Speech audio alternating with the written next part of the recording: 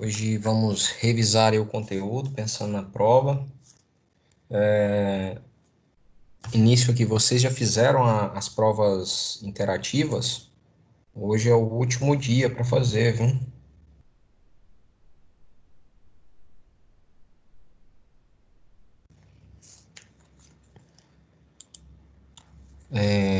Reforçando aqui, nossa prova vai ser dia 17, então na próxima quarta-feira. O link vai estar disponível, já está disponível lá no Ava, mas ele vai estar liberado, né? O acesso ao link vai estar liberado no dia 17, às 8 horas da manhã. E ah, vai ficar aberto, né, liberado, até às 8 horas do dia 18. Então vai ficar quarta-feira toda até às 8 horas da quinta-feira para vocês acessarem e realizarem essa avaliação, tá? Então separem um período para que vocês possam acessar e realizar a prova com tranquilidade. Vamos dar início aqui à nossa pequena revisão. Qualquer momento que surgir dúvida, pessoal, vocês me chamam, param, a gente volta ao exercício, fala novamente. Aqui eu busquei, né, os conteúdos que a gente abordou durante o semestre, né, desde da primeira unidade. Então aqui eu fiz pequenos tópicos, né? O tópico 1, 2 e o 3 aqui que eu separei, nesses 3 tópicos estão as duas primeiras unidades que trabalhamos, a unidade 1 e 2. Aqui no tópico, no quarto, no quinto, está a unidade 3 e a unidade 4 está os 4 tópicos finais aqui. Então, a gente vai relembrar aqui exercícios de cada tópico desse aqui, relembrando. Uma revisão, relembrar o estudo, relembrar a teoria, relembrar o modo de fazer alguns exercícios. Lembrando aqui, eu trouxe aqui para a revisão exercícios simples e medianos, né? Aqueles exercícios um pouco mais complexos que a gente fez durante as aulas, eu não trouxe aqui para a gente não ficar preso tempo da aula, e sim para a gente escorrer a aula toda sobre todos os assuntos. Mas não quer dizer que aqueles exercícios, semelhante àqueles exercícios que a gente trabalhou em sala, trabalhou aqui online, né, na sala online aqui, também não possa cair na prova. Então, isso aqui é um lembrete do conteúdo, para a gente recapitular o conteúdo, tá bom? Então, vamos seguindo aqui. Então, falando aí de movimento circular uniforme e movimento circular uniformemente variado, eu trouxe 2 exercícios para a gente relembrar. O primeiro aí traz qual a velocidade angular de uma roda, e aí ele nos dá já o diâmetro dessa roda de 1 metro, e que essa roda percorre uma distância de 10 metros em 20 segundos. Se a gente relembrar, buscar na memória, a gente viu durante a aula que temos uma correlação, uma relação, né, entre as velocidades linear e a velocidade angular. E essa relação está envolvida com o raio. O que que é? A velocidade linear é igual à velocidade angular multiplicada pelo raio. Então, nesse caso aqui, ele está perguntando qual a velocidade angular e já deu um diâmetro, então já temos o raio. Mas cadê a velocidade linear? Se o objeto percorreu uma distância e tem dentro de um tempo, aqui a gente tem também a velocidade linear. Então, se temos a velocidade linear aqui e o raio, então velocidade angular nada mais é do que esta velocidade linear dividida por este raio. Vamos ver daqui a pouquinho aqui, na hora que eu trocar o slide aqui, a gente vai ver como ficou isso aqui. Na 2, ele pergunta qual a frequência e velocidade angular de um eixo que faz 90 rotações por minuto. Então, ele pede primeiro a frequência e depois a velocidade angular. Frequência, a gente tem que é uma revolução por um determinado período, né? Frequência é 1 sobre o período. E também, de forma direta, é a quantidade de revoluções que eu tenho em 1 segundo.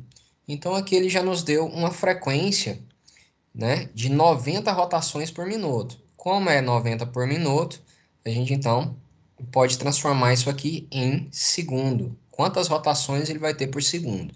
E aí eu tenho a frequência. E a velocidade angular, a gente tem uma relação direta também com a frequência, que é 2π frequência. Velocidade angular é a frequência vezes 2π. Então, vamos ver aqui como fica esses dois exercícios. O primeiro, como falamos, a relação da velocidade linear com a velocidade angular é o raio aqui, ó. Então, eu isolando a velocidade angular, eu passo o raio para cá dividindo. Então, fica a velocidade angular, velocidade linear pelo raio. Velocidade linear é distância percorrida pelo tempo gasto, né? Variação de deslocamento pela variação de tempo. Então, 10 metros em 20 segundos. Pelo raio, que é metade do diâmetro, 0,5. 10 por 20, 0,5. 0,5 por 0,5, eu tenho 1. Então, a velocidade angular dessa roda é 1 radiano por segundo. No segundo caso, como eu falei, a frequência pode ser 1 por período ou a rotação por segundo.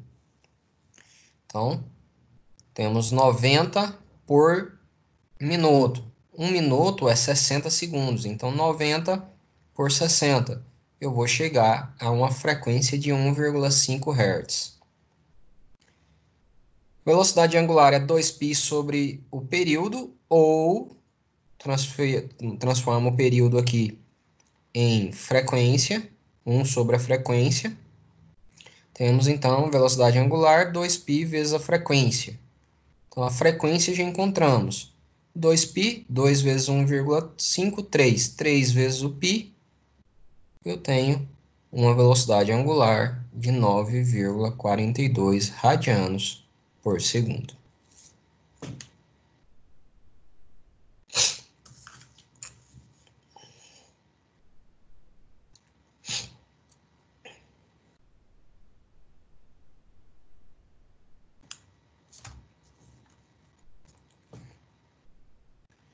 Seguindo Professor, aqui.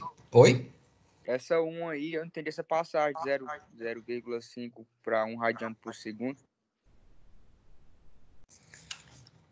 A gente tem a velocidade aqui. A velocidade é a distância dividida pelo tempo. 10 dividido por 20. 10 por 20. Ó. 10 dividido por 20 vai dar 0,5. Deixa eu fazer mais uma partezinha aqui que você vai entender. Isso aqui vai ficar, então, igual a 0,5 dividido por 0,5.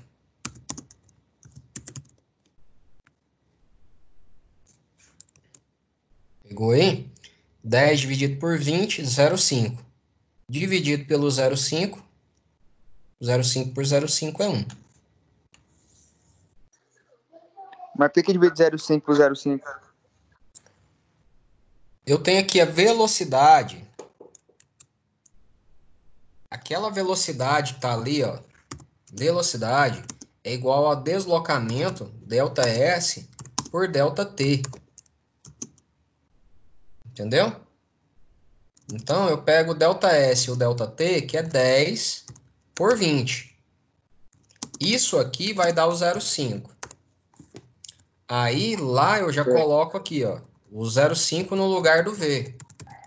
E aí eu divido pelo raio, que é 0,5.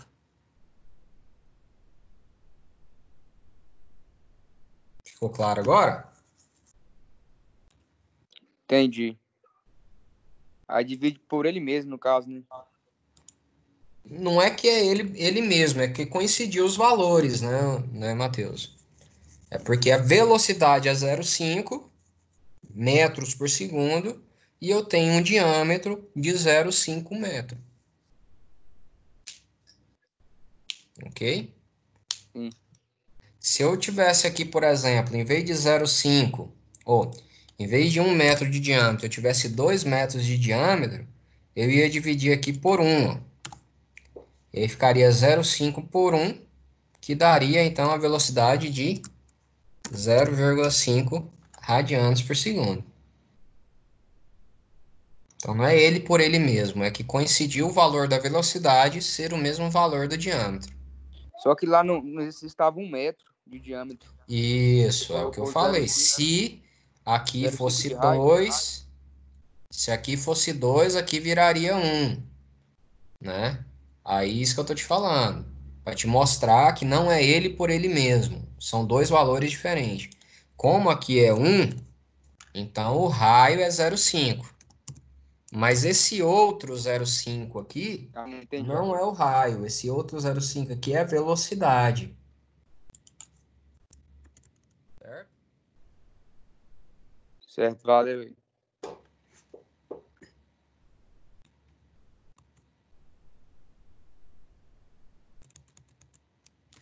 Então, vamos seguir aqui para a próxima etapa. Momento de inércia e momento de uma força. Então, para relembrar o momento de inércia, temos um exercício aí, ó, um bastão de massa de 3 quilos. Então, um bastão, algo retilíneo, né?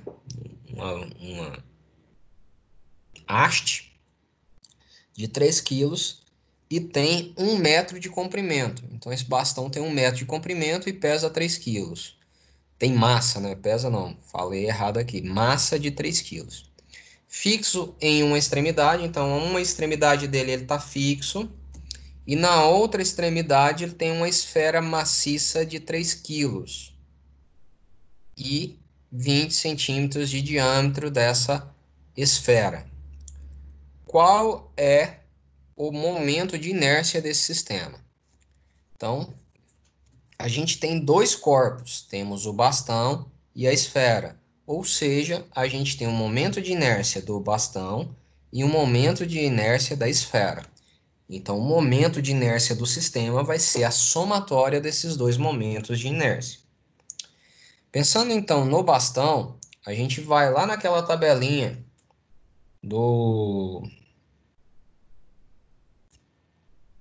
de momento de inércia e a gente vai encontrar lá de bastão massa vezes o comprimento ao quadrado por 12. Só que tem um detalhe, ele está trazendo no centro de massa desse bastão. E no sentido aqui que a gente está analisando, esse bastão está fixo numa extremidade. Então, o momento de inércia desse bastão é em relação à extremidade dele. Então, nesse sentido, a gente tem que lembrar lá do teorema de eixos paralelos, né, que a gente traz um eixo paralelo para a extremidade dele e a gente encontra essa unidade, essa fórmula, né, essa fórmula de momento de inércia para o bastão nesse caso, mas esse aqui é quase que um novo item daquela tabela.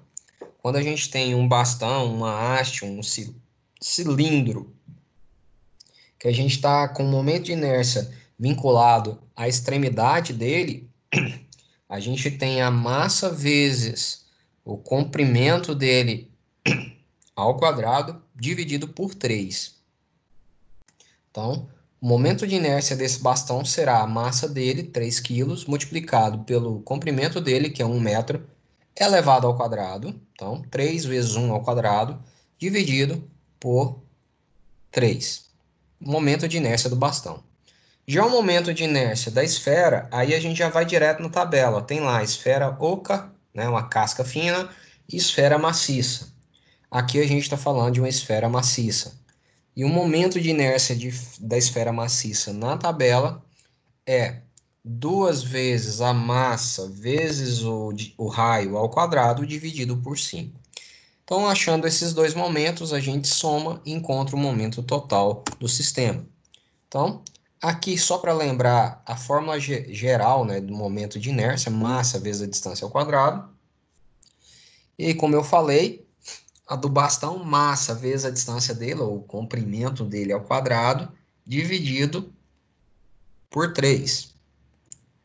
E a da esfera, 2 vezes a massa vezes o raio ao quadrado, dividido por 5.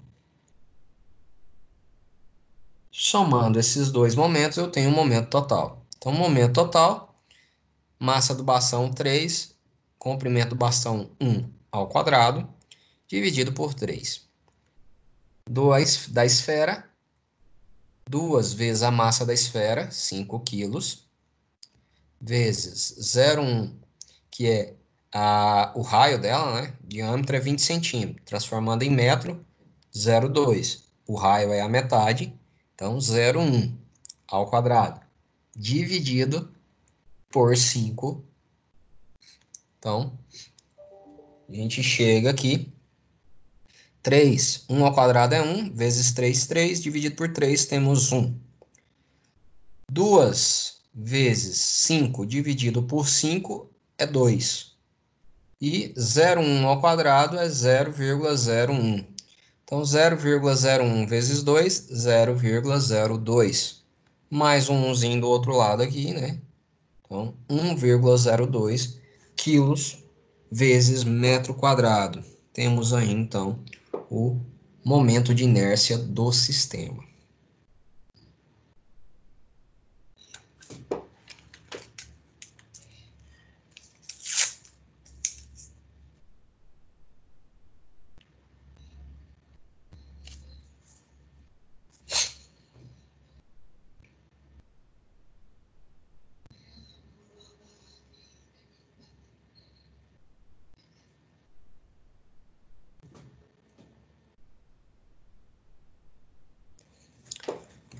Vamos para frente aqui.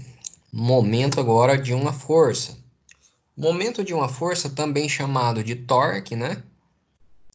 É a relação da força perpendicular à distância de um ponto de giro, de um centro de giro. Então, pensando nesse exercício aí, temos uma barra agora de 2 metros de comprimento na horizontal, que recebe uma força de 10 newtons. Perpendicularmente, recebe essa força de 10 newtons numa das extremidades, como está falando aí, perpendicularmente em uma de suas extremidades. Então, eu tenho 2 metros, imagino essa barra na horizontal, e aí eu tenho uma força de 10 newtons em uma das pontas dessa barra, empurrando essa barra. E aí pergunta qual é o torque aplicado sobre a barra. Então, esse torque é igual a força aplicada multiplicada pela distância pelo seno do ângulo com a horizontal, no caso, com a direção, né? O ângulo da força, o ângulo que a força tem com a direção da distância. Então, fica força vezes a distância, seno desse ângulo. Pensando aqui, a força é 10, a distância é 2, e o seno, qual que é esse ângulo? A força já está 90 graus, né? Com a horizontal, que é a distância. Por quê? Porque ele está perpendicular. Então, se eu tenho algo perpendicular a outro, eu tenho um ângulo entre eles de 90 graus. Então, a distância, a direção do comprimento da barra está na horizontal. E a força está perpendicular, a força está na vertical. Então, o ângulo entre a força e a distância dessa barra é 90 graus. Então, seno de 90. Então, 10 vezes 2, seno de 90. 10 vezes 2, 20. O seno de 90 é 1. Então, o torque é 20 newton. Neste caso aqui, eu coloquei aqui seno do teto e seno de 90 para demonstrar a lei, para mostrar a necessidade da gente trabalhar com seno. Mas nesse caso aqui a gente não nem utiliza. Quando está perpendicular, a gente já multiplica a força pelo comprimento. Quando a gente tem, por exemplo, se essa força tivesse fazendo o ângulo de 30 graus com a horizontal, teríamos aqui 10 vezes 2 seno de 30. E aí, seno de 30 seria 0,5, né? Então, 10 vezes 0,5, teríamos aí, neste caso, um torque de 10 Newton-metros. Então, temos que lembrar a relação desse ângulo, da inclinação da força. A força tem que estar sempre perpendicular à distância ou comprimento da barra, no caso. Professor, nesse caso, o senhor considerou o eixo de rotação a outra extremidade da barra? Sim, sim. Nesse caso aqui eu nem comentei, porque ele está falando só da barra. Ele não falou que ela está fixa em nenhum ponto. Então você adota a barra inteira. Se ele vem relatando, a barra está fixa no ponto central dela, aí você tem um ponto de rotação, entendeu? Como não traz nenhum ponto de fixação, você julga o objeto por completo. E aí a extremidade oposta à força é o seu ponto de giro.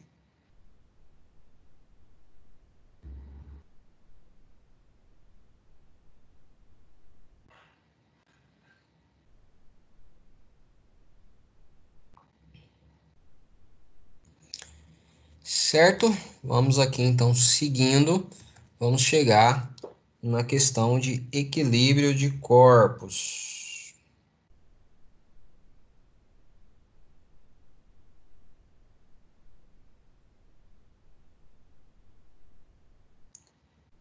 Um equilíbrio de corpos nada mais é do que a gente pegar a parte anterior, que é a de torque, né? O momento de uma força, e aí nesse momento de uma força, a gente vai ter um equilíbrio, a gente vai ter algo, uma outra força, um outro momento contrário, fazendo com que o objeto, com que essa peça em si de análise, ela esteja parada, né? Ela esteja sem movimentação, esteja em equilíbrio. Então, nesse caso aqui, vamos analisar aqui na figura abaixo qual o peso do bloco para que o sistema esteja em equilíbrio, sabendo que a barra tem peso de 160 newtons.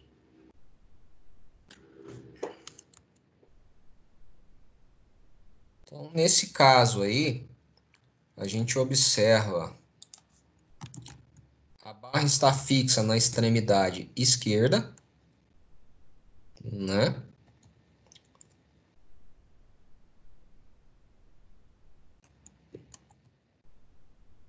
Ela está fixa ali na extremidade esquerda. E a gente tem do outro lado o bloquinho. E essa barra ela tem um peso. Quando a gente tem o peso da barra em si, esse peso da barra aqui, ela vai descer, né, no ponto central dessa barra.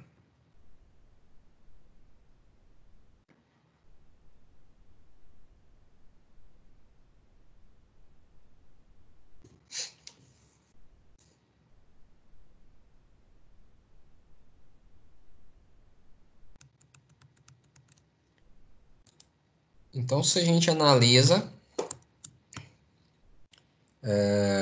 essa barra, a gente tem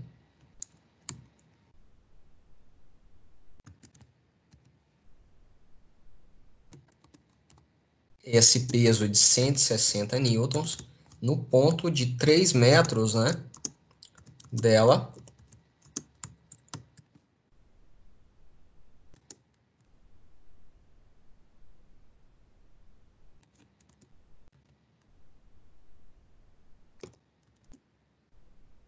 E o ponto B, onde está o cabo, que está 2 metros da outra extremidade, a gente vai ter o cabo com esses 2 metros, mas só que a gente tem que analisar em relação ao outro lado dessa barra, né? Isso, da barra aí. Então, a gente analisa em relação ao outro lado. Ou seja, a gente tem a barra no ponto de 3 metros em relação também, né, ao ponto de fixação. E, no caso, o cabo está, no caso, a 4 metros. 6 metros menos os 2 metros.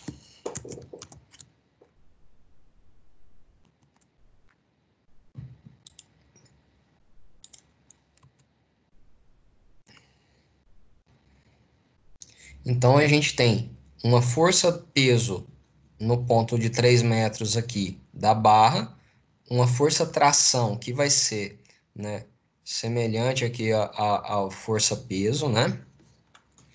E peso do bloquinho vai transferir aqui. E do lado de cá a gente teria uma força também, porque ela é uma força perpendicular aqui, uma força de apoio, ela está segurando a barra. Então, a gente tem essa força aqui, mais a tração, força-peso do bloquinho, mais a tração, igual ao peso da barra, de 160. A gente analisando os momentos, então a gente tem momento do bloco, da barra mesmo, né? Momento do peso da barra. Então, no ponto 3, então 160 newtons da barra, aqui no ponto 3, vezes a distância 3. E a tração do bloco aqui, no ponto 4, então, tração vezes 4 metros. Multiplicando 160 por 3, dividindo por 4, eu chego à tração de 120. Como eu encontrei a tração de 120, então eu substituo a tração aqui. E aí eu tenho tração igual, substituo aqui, eu tenho força B igual a 160 menos a tração, que é 120, força B de 40 newtons. Então, pezinho do bloco aí, 40 newtons.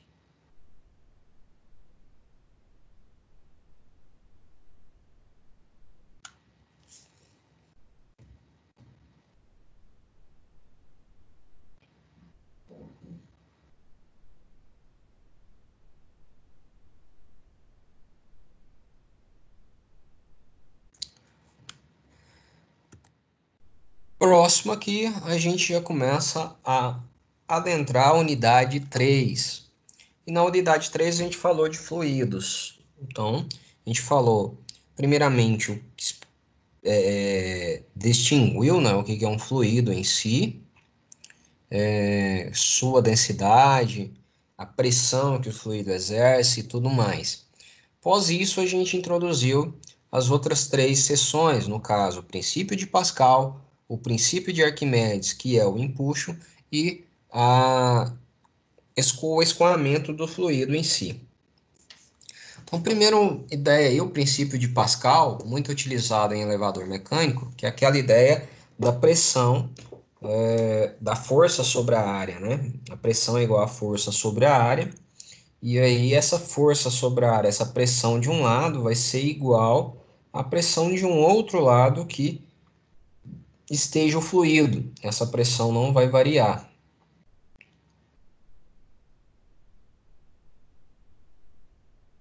Então, temos aí, no caso, um elevador hidráulico,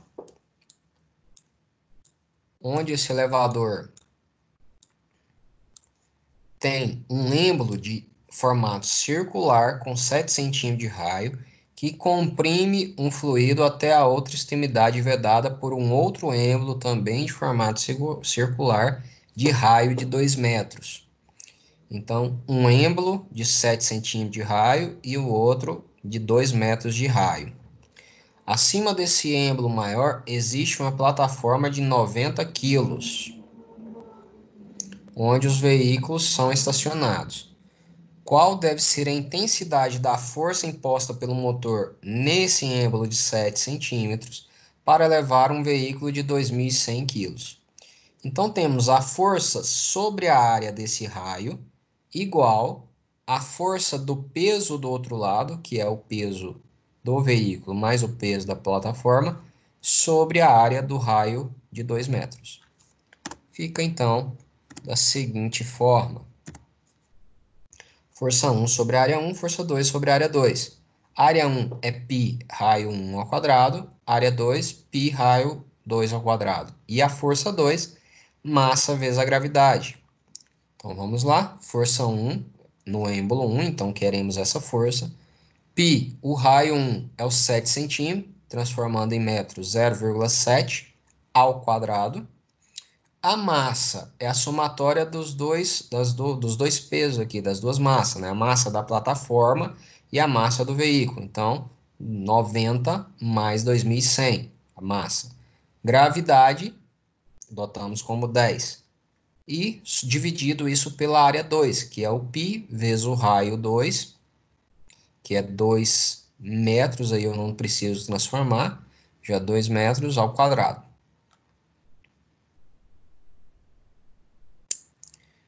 Então, 90 mais 2.100, 2.190, vezes 10, 21.900. Isso aqui está dividindo. Passa para o outro lado lá, multiplicando. Então, π, está aqui embaixo, vai para o outro lado multiplicando.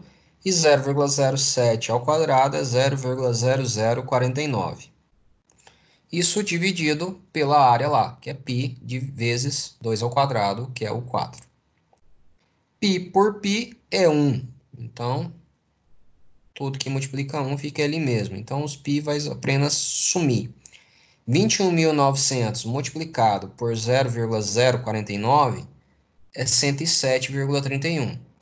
Dividido pelo 4, eu tenho, então, 26,83 newtons. Essa é a força necessária para elevar a plataforma de 90 quilos e o veículo de 2.100 quilos.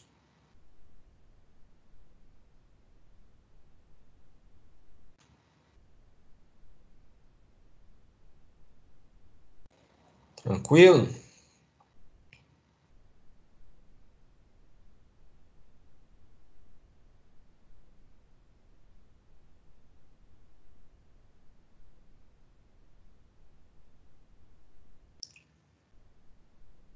Beleza, esse é o princípio de Pascal.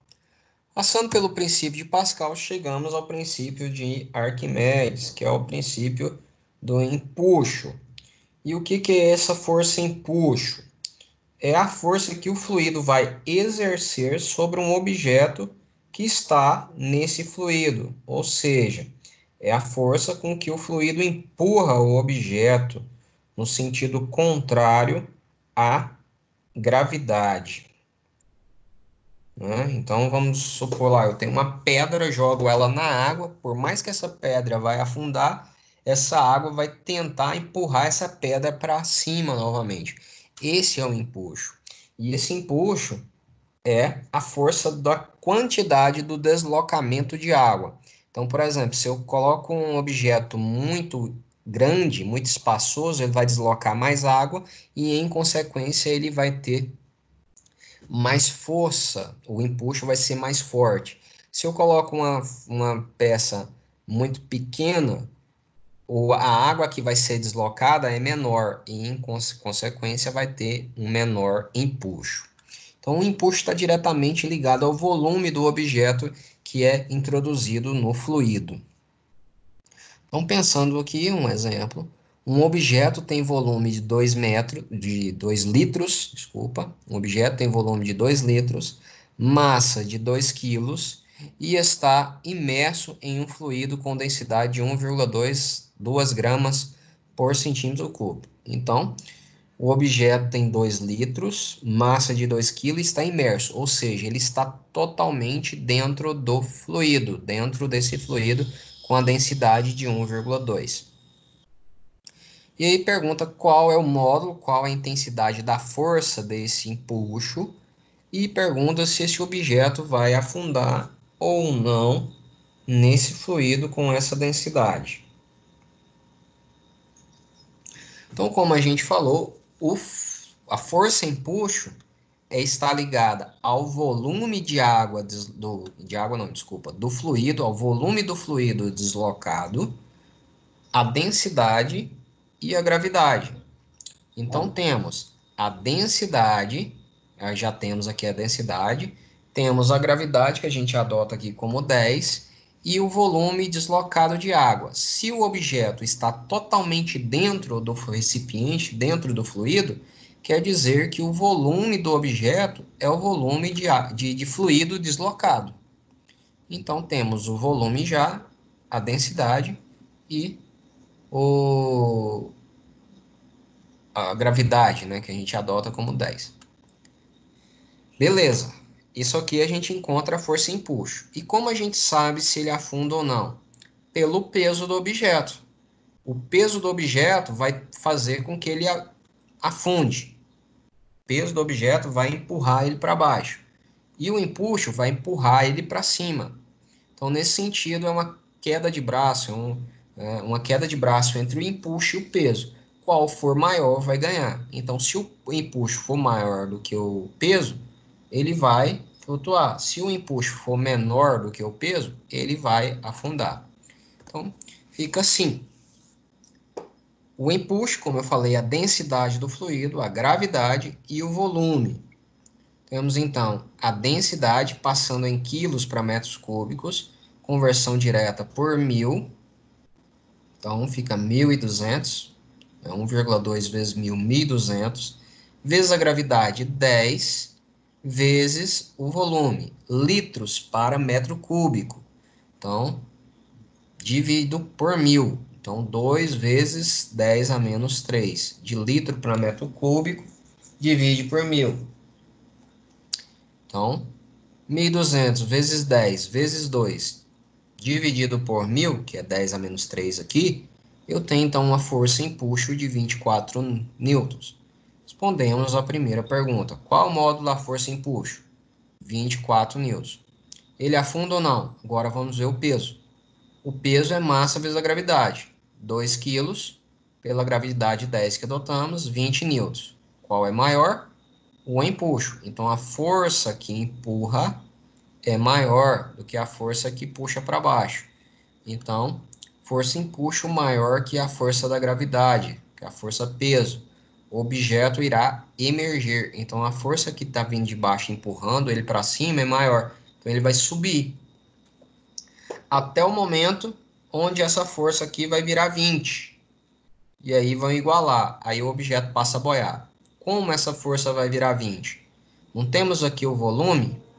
Esse volume aqui, imagina, ele vai, o objeto está dentro do fluido. Ele vai subindo, subindo, subindo, subindo. Vai chegar um momento que ele vai ficar para fora, né? Ele vai ficar para fora do objeto, ou seja, vai emergir. Então, nesse sentido, na hora que ele emergir, parte dele vai ficar para fora. E aí não é todo o volume dele que vai estar dentro do empuxo, dentro do fluido. Então, esse volume aqui vai diminuir. Quando esse volume diminuir, essa força vai diminuir. Então, na hora que diminuir e chegar a 20, esse objeto vai parar. Ele vai ficar boiando com uma parte para fora e uma parte para dentro do fluido.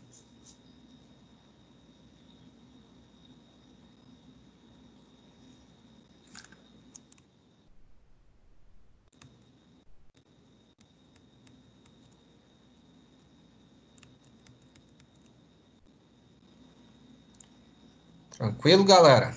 Alguma dúvida? Até o momento.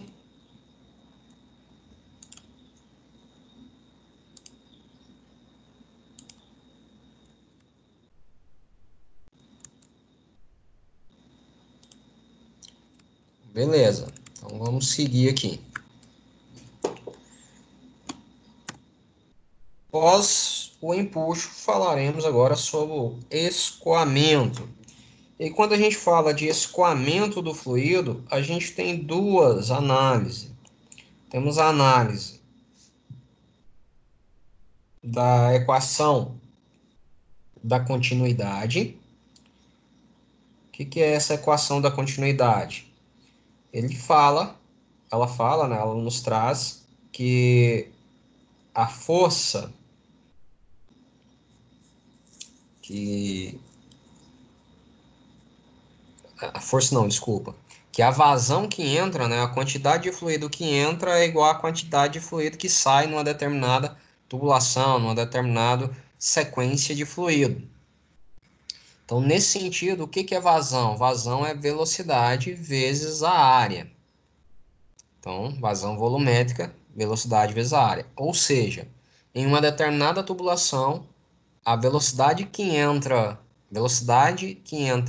nessa tubulação naquela área vai ser igual à multiplicação, falando da multiplicação, temos velocidade e área numa determinada entrada de uma tubulação, essa multiplicação será igual à multiplicação na saída dessa tubulação da velocidade pela área também. Então, área 1 vezes a velocidade 1 é igual a área 2 vezes a velocidade 2. E, além da equação da continuidade, temos a equação de Bernoulli, que aí ele traz outros elementos pertinentes que também traz essa mesma comparação. Esses elementos na entrada do fluido será o mesmo na saída do fluido, só que ele traz elementos como a pressão do fluido, que ele sofre no início da tubulação e no fim da tubulação, a densidade e altura desse fluido, e, por fim, a velocidade. Então, pressão, densidade e altura e velocidade, essa somatória dessas três forças serão igual à somatória dessas três forças na saída. Então, pensando nisso, a gente tem um exemplo aqui, uma tubulação de diâmetro inicial de 20 centímetros e final de 10 centímetros. Essa tubulação se eleva em 1 metro, então ela tem uma altura. Então, ela tem diâmetro inicial e final. Ela tem uma elevação, uma altura. E sabe que sua velocidade inicial é 1 metro. E a pressão inicial é 10 pascal. Qual sua velocidade final? Então, nesse sentido, a gente analisa as duas fórmulas. Temos aqui a da equação da continuidade, a área vezes velocidade igual a área 2 vezes velocidade, e a de Bernoulli, pressão, pressão e altura, ou densidade e altura, e velocidade. Então, do outro lado também. Só que para Bernoulli, a gente não tem essa outra pressão aqui nesse exercício. Temos a pressão aqui inicial, a densidade é um fluido padrão, então é a mesma densidade do outro lado. Temos a altura inicial e final. Temos a velocidade 1, mas não temos a pressão 2 e nem a velocidade 2. Então, nesse aspecto aqui, a gente tem duas incógnitas. Então, não é viável utilizar essa fórmula. Pensando na equação da continuidade, temos a área 1, que temos aqui o diâmetro, e a velocidade 1. Temos aqui. Temos o diâmetro 2, está aqui 10, e queremos a velocidade 2. Então, a equação de continuidade é o caminho.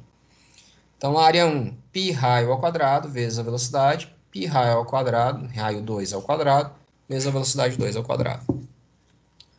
O raio 1, 20 por 2, 10, em metros, 0,1 ao quadrado, vezes a velocidade 1, que é 1, igual a π, o raio 2, 10 dividido por 2, 5, 5 em metros, 0,05 ao quadrado, vezes a velocidade. 0,1 ao quadrado é 0,01 vezes 1, 0,01 π.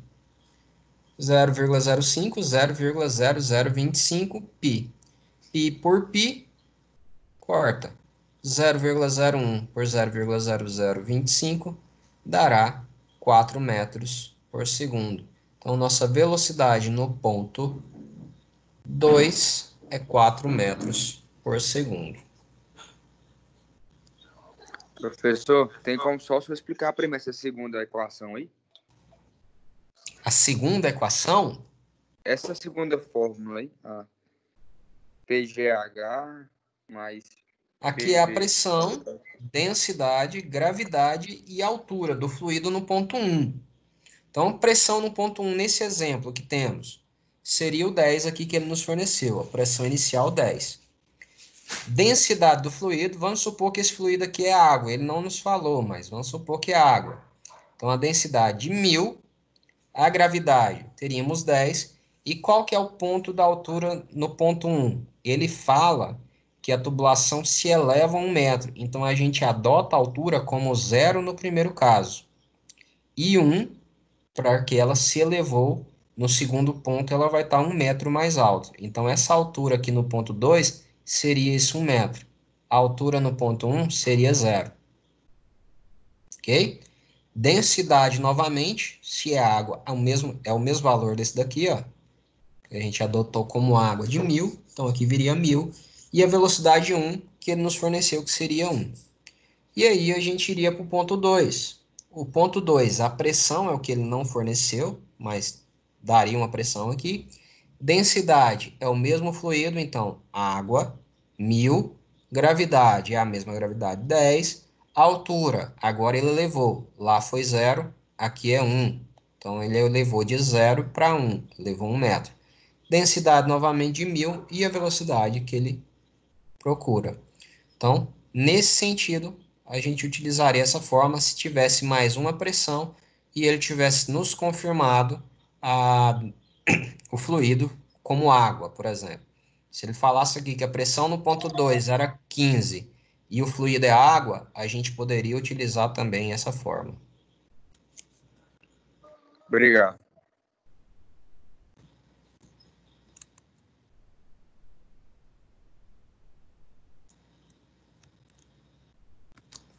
Mais alguma dúvida?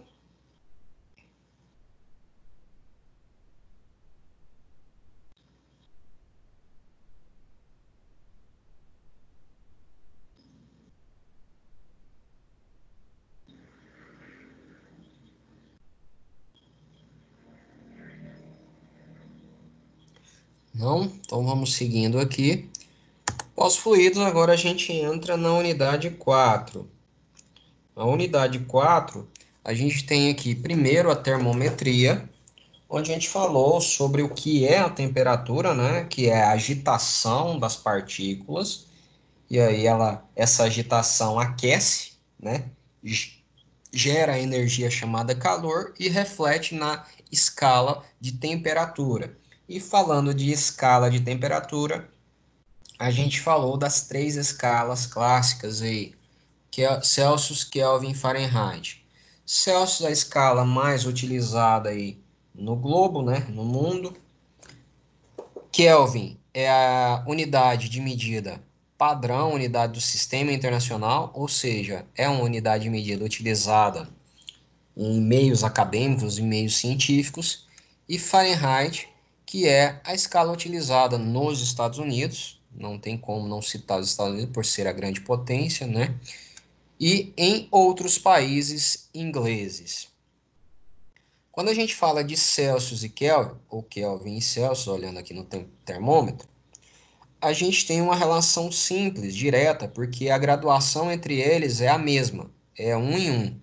Então, se eu tenho aqui, por exemplo, o grau Celsius 0 a 100, eu vou ter aqui no Kelvin a mesma medida em 100, vai aumentar os mesmos 100. O único detalhe é que Kelvin, o zero, começa no zero absoluto, Celsius utiliza a ebulição, a transformação da água, a fusão e ebulição, como 0 e 100. E aí Kelvin começa o zero lá no zero absoluto, no momento que chega na fusão, ela está em 273 e na ebulição 373. Já Fahrenheit, enquanto em Kelvin e Celsius... Professor, Oi? o senhor pode falar de novo, explicar o que é o zero absoluto novamente, por favor? Sim, sim.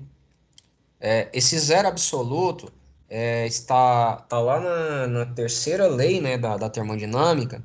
O zero absoluto é onde não terá nenhuma agitação de qualquer partícula, né? Então, quando a gente fala de temperatura, por que que tem uma temperatura? porque tem partículas agitando, partículas vibrando. Então, nesse sentido, eu tenho uma mínima temperatura que seja, porque eu tenho uma mínima agitação.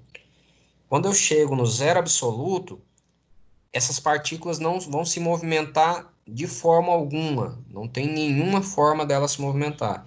Aí, nesse momento, essas partículas estão totalmente paradas.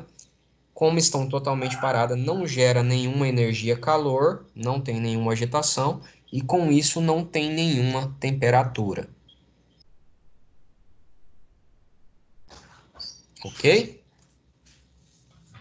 Certo, obrigado. E aí, como eu estava seguindo aqui, Fahrenheit, a escala é diferente, enquanto Celsius e Kelvin vai de 1 em 1, nessa mesma proporção, enquanto o Celsius vai em 1, Fahrenheit vai 1,8, em comparação, tá?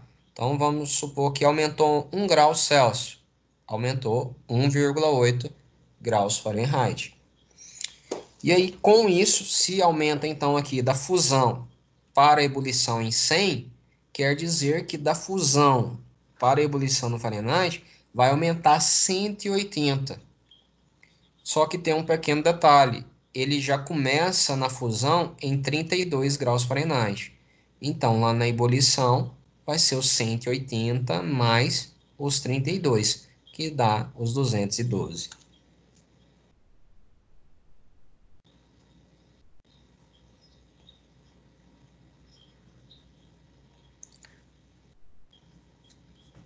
Dúvidas aqui?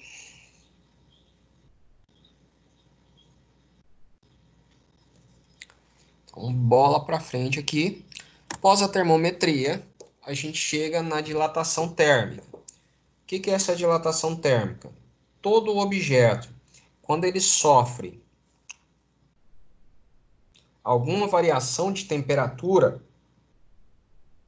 ou para mais ou para menos, ele sofre uma deformação na sua dimensão.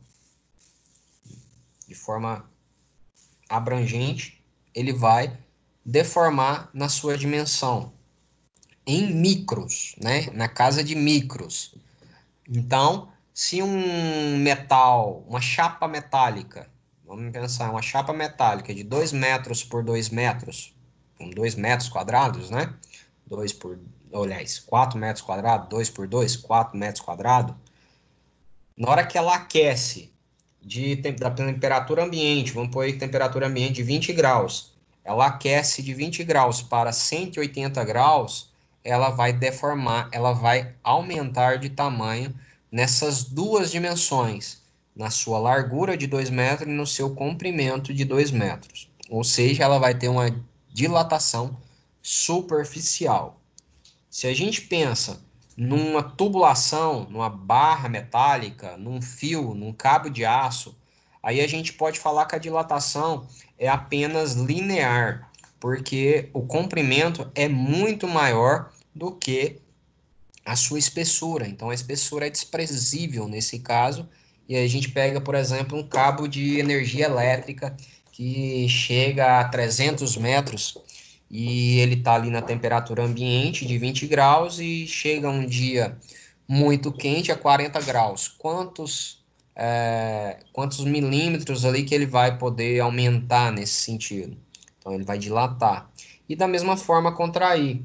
Se eu coloco lá, por exemplo, eu vou montar, no mesmo exemplo, montar uma fiação elétrica em postes aí, né, em estações, e aí eu tô num dia muito quente, um dia de 40 graus de temperatura, e eu monto esses cabos muito esticadinho, bonitinho lá nos postes em ti, e fica lá totalmente esticado, bonito, bem montado.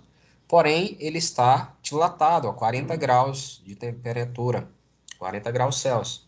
De repente, é num local no sul do país lá, num dia de geada, a temperatura chega a 0 graus, ele vai diminuir 40 graus de temperatura, ele vai contrair, ele vai diminuir. O que vai acontecer com esse cabo? Ele vai se romper. Então, a dilatação a gente leva em consideração esse aumento e essa diminuição de tamanho referente à temperatura que aumenta ou diminui. Então, nosso exemplo aqui, um cubo de cobre com um coeficiente de dilatação linear de 17 vezes 10 a menos 6. Aqui esse 10 a menos 6 é os micro que eu falei, então aumenta e diminui em micros. Está inicialmente a 30 graus e é aquecido até 80 graus. A aresta do cubo é de 50 centímetros. Determine a dilatação que esse cubo sofrerá. Então, nesse sentido, nesse aqui a gente está falando de um cubo. Então, ele vai ter 3 dimensões, tá? Então, o cubo ele tem lá na sua base a largura e o comprimento e tem a altura desse cubo. E a gente tem uma dilatação linear, linear em uma dimensão. Então, como a gente está falando de um cubo que é 3 dimensões, esse coeficiente tem que ser triplicado. Então, ele vai ser 3 vezes esse coeficiente. Então, fica da seguinte forma. A dilatação volumétrica é o volume inicial desse cubo. Temos aqui a aresta, a gente encontra o volume desse cubo. O coeficiente de dilatação, no caso, volumétrico, então é 3 vezes o linear, multiplicado pela variação de temperatura. O volume, como a aresta é 50 centímetros, então é 3 vezes ela, é ao cubo, né? Cubo, então, 50 ao cubo.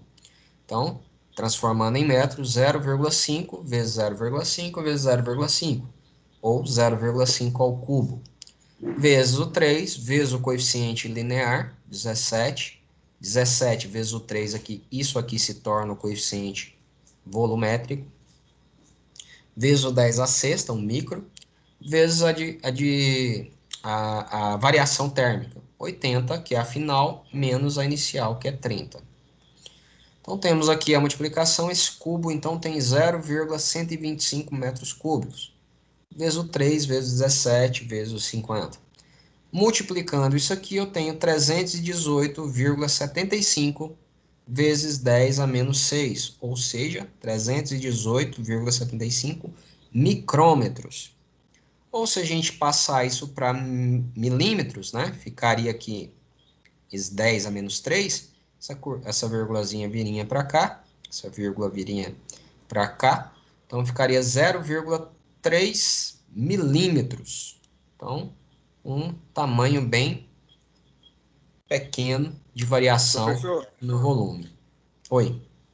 é, é 3 vezes a dilatação porque é um cubo, né? Ou é porque é um volume? É o volume, né, na verdade. Porque é um volume, porque é um cubo, porque é um volume. Dá mesmo. É. Poderia ser um retângulo, poderia ser uma esfera, é 3. Então é volume. Sim, Então, 3 vezes a dilatação linear, porque é volume. sim. Agora, se fosse, tipo assim, uma linha de trem, a trilha, como é que fala? Trilho. Trilho, é? Aí seria 2 vezes? Ou isso aí? Como no trilho em si, você está falando uma linha reta. É Sim. linear. Seria uma vez, seria ele mesmo. É a dilatação linear. Aí Agora, seria quando ele mesmo, uma vez. seria a dilatação linear aqui, ó, multiplicado por 1. 17 vezes Certo. 10. Agora, se a gente fala igual no exemplo que eu citei antes, da chapa, uma chapa de aço, uma chapa de metálica, aí é superficial. É 2 vezes. Aí é 2 vezes. Então, a gente tem linear, uma vez, superficial, 2 vezes, volumétrica, 3 vezes.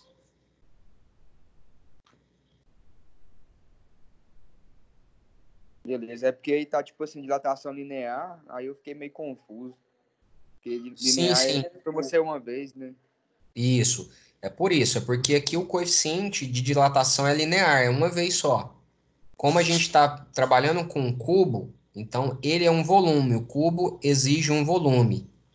Então, a gente vai pegar essa dilatação, esse coeficiente de dilatação linear e transformar ele em um coeficiente de dilatação volumétrica, multiplicando por 3. Beleza, valeu.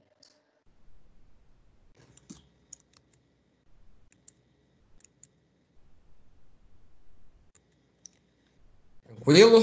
Vamos seguir aqui para o próximo. Quantidade de calor, calorimetria. Então, a calorimetria, a gente já está falando agora das transferências de calor. Então, quando aí já falamos lá no início, lá me perguntaram sobre o zero absoluto. O zero absoluto a gente tem falando da terceira lei da termodinâmica. Agora, falando aqui da calorimetria, transferência de calor, a gente tem a primeira lei, aliás, a primeira lei não, desculpa, a segunda lei e a lei zero. A lei zero, que é a que fala que dois corpos vão ficar em equilíbrio nessa troca de calor, né? Um vai ceder calor para o outro até os dois ficarem com a mesma quantidade de calor. E a segunda lei da termodinâmica tem um enunciado lá, né, que fala que esse calor vai ser transferido apenas, só pode ser transferido, logicamente, de um objeto, de um corpo mais quente para o mais frio, nunca o inverso. Essa é a segunda lei da termodinâmica. E então essa transferência de calor, ela é mensurável, ela é medida. O calor é a energia, então quantidade desse calor, quanto desse calor é transferido de um corpo para outro. E aí a gente tem dois tipos de calor por conta dos momentos dessa transferência. Então, por exemplo, quando um calor, quando um objeto, um corpo está transferindo calor e ele muda de temperatura, a gente chama essa quantidade de calor que ele faz alteração de temperatura como calor sensível. Porque o próprio nome diz, ele está sensível à mudança de calor, ele vai mudar de mudança de temperatura. Ele vai mudar de temperatura. Quando o objeto muda de estado, ele tem uma transformação, igual, por exemplo, o gelo, quando está derretendo, ele não altera a temperatura. Quando o gelo começa a derreter, ele está a 0 graus, e quando ele termina de derreter, ele está a 0 graus. Então, ele não altera a temperatura. E aí a gente chama essa quantidade de calor que ele está recebendo enquanto ele está derretendo, chamamos de calor latente. E aí a gente tem coeficientes de calor específico, que é para o calor sensível, e coeficiente de calor latente para os momentos de transformação, de fusão, de ebulição, e assim seja a transformação de ida ou de vinda, vamos dizer assim, né? Transformação de fusão ou solidificação, de vaporização ou condensação. Tanto as duas a gente tem esse valor de calor latente. Então, pensando nisso, a gente imagina agora um copo de 150 gramas de água. E esse copo de 150 gramas de água está a uma temperatura de 20 graus. E aí a gente vai resfriar essa água. E aí, quantas gramas de gelo você deve inserir nele para que essa água de 20 passe para 10 graus? E aí ele nos dá algumas informações. Ele fala o calor específico da água de 4,18 kJ por quilo e o do gelo 2 kJ por quilo e o calor latente de fusão do gelo de 333.500 joule por quilo. Então a gente vai analisar o calor que essa água vai perder, né? Ele vai diminuir de temperatura de 20 para 10. É um calor sensível, mudou de temperatura. O gelo derretendo, né? Então é um calor latente de fusão desse gelo derretendo. E esse gelo que derreteu, ele vai se misturar à água lá, logicamente, mas ele vai estar em 0 grau na hora que ele terminar de derreter e vai também se equilibrar e vai ficar a 10 graus. Então, a gente pode ver, princípio aqui, ó, calor que a água perde é igual ao calor que o gelo vai receber. calor que o gelo derrete e o calor do gelo já derretido. A gente pensando aqui em Q1, calor da água que ela está perdendo, é a massa da água, o calor específico e a variação de temperatura que ela está sofrendo. Então, a massa da água, 150 gramas em quilos, 0,15. O coeficiente da água, 4,18, coeficiente de calor específico da água, 4,18 kilojoule por quilograma Celsius, 4,18. E a variação de temperatura. Temperatura final, que ela vai chegar a 10, menos a temperatura inicial, que é 20. Calculando isso aqui, a gente chega num valor negativo, porque ela está perdendo calor, então esse valor daria negativo, de 6,27 quilocalorias.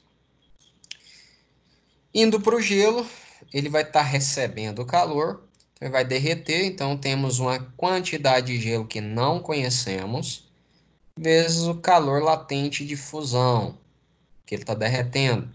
Só que o calor latente aqui está em joule, e a gente calculou aqui o calor específico em quilojoule. Então, a gente transforma esse joule aqui para quilojoule. Então, 333,5. Então, massa vezes 333,5. Fica, então, 333,5 m de massa quilocalorias. Depois que o gelo já derreteu, temos então a massa desse gelo que ainda estamos procurando, vezes o coeficiente de calor específico do gelo 2, vezes a temperatura que ele vai chegar. Estava 0, vai chegar a 10. Temperatura final menos a inicial, 10 menos 0. Chegamos então a 20 M. Então, quantidade de calor que a água perde é a quantidade de calor que o gelo vai receber. Q2 mais Q3.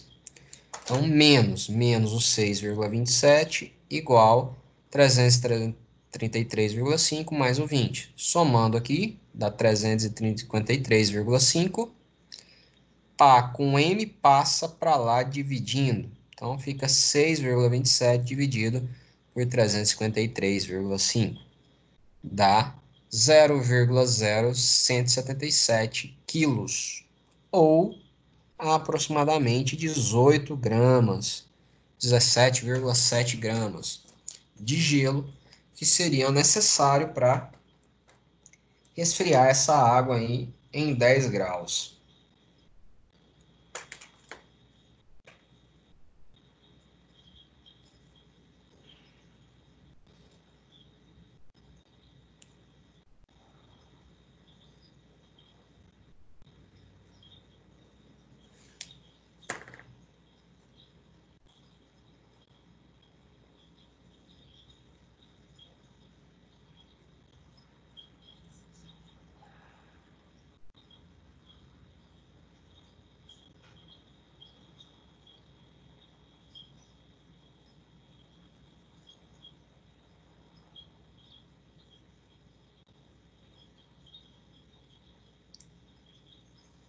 Ok?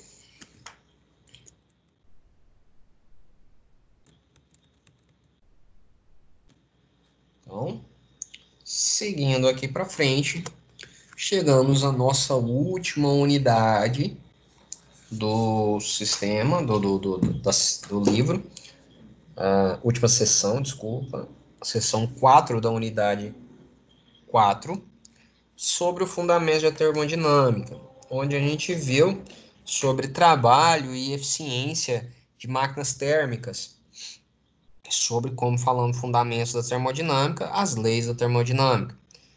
Durante aqui a revisão a gente já falou da terceira lei do zero absoluto, a lei zero, que é equilíbrio de temperatura entre corpos, a segunda lei, que temos a questão do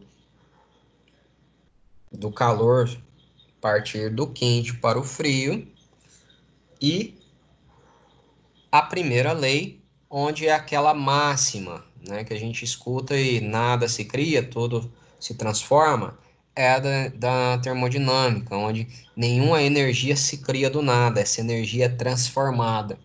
E aí a gente vai para o sentido das máquinas térmicas. Então, no sentido da máquina térmica, a gente tem uma máquina teórica chamada máquina de Carnot, onde a gente adota como uma máquina mais eficiente, onde ela tem como teoria, como base, uma quantidade de calor gerada, né, uma quantidade de calor onde vai ser gerada para produzir, né, o trabalho.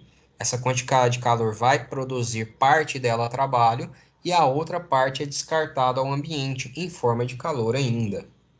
Então, a gente tem essa função, essa linha na máquina de Carnot, na máquina térmica de Carnot. Então, tem uma quantidade de calor produzida, essa quantidade de calor divide-se em duas partes em determinado momento. Eu direciono essa quantidade de calor, chega um momento onde parte dela virou trabalho, transformou em energia de trabalho, e a outra parte é descartada, não consegue se transformar essa outra parte em trabalho. Então, como a gente sabe o trabalho? Nada mais do que essa quantidade de calor que foi produzida menos a quantidade de calor que foi descartada. Então, quantidade de calor produzida menos a quantidade de calor descartada é igual ao trabalho.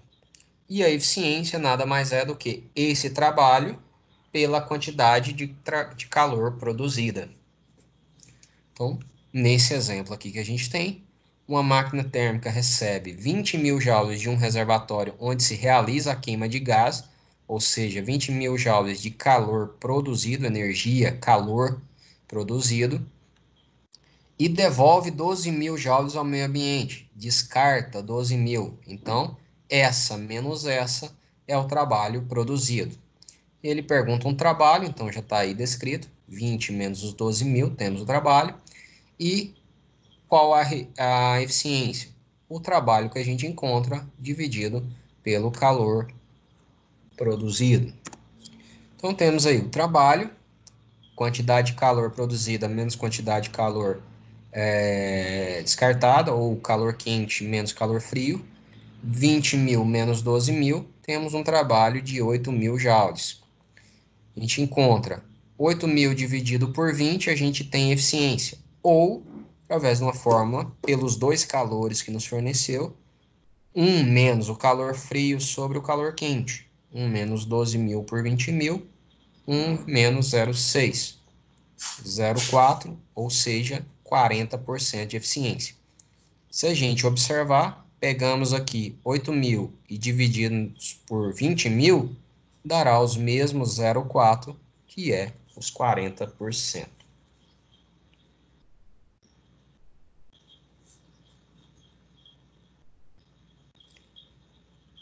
Dúvidas?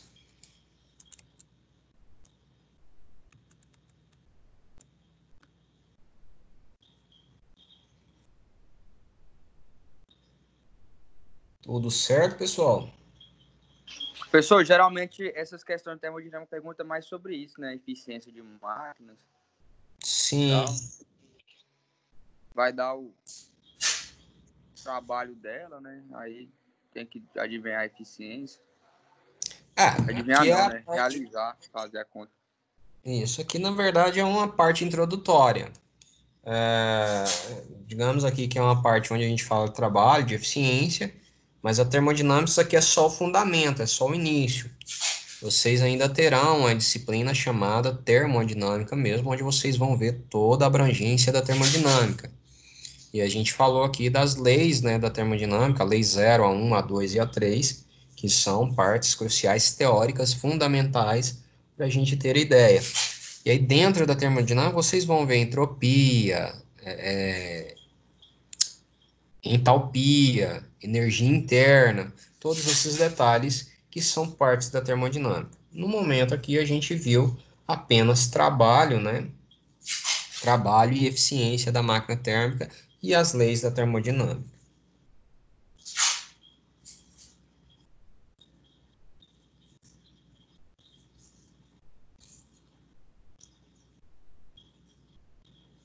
Mais alguma dúvida, pessoal?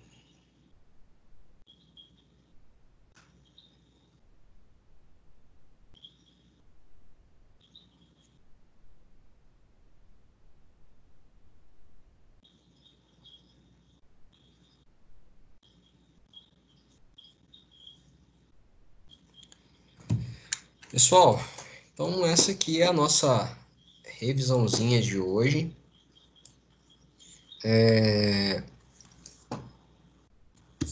Espero que tenha aguçado, relembrado aí todo o conteúdo para vocês. Reforço mais uma vez a nossa prova no dia 17, a partir das 8 horas. O link vai estar liberado lá para vocês. Então, reservem um tempo para fazer essa prova. E no dia da prova, eu entrarei aqui rápido, tá, pessoal? 7 horas, 7h15, só para dar um respaldo em relação se tiver alguma dúvida com acesso. E reforço a questão, se acontecer qualquer evento durante a realização da avaliação, registre isso por e-mail. Manda um e-mail para o professor, não só na minha prova, mas na prova de qualquer professor. Deu algum evento, caiu a internet, caiu o link, acabou a energia no momento. Registre isso por e-mail, avisando, ó, fui fazer a prova no horário tal, caiu a internet e retornei tal horário para finalizar a prova. Então, nesse sentido, registre isso por e-mail para a gente formalizar todo e qualquer acontecimento de anormalidade. Ok?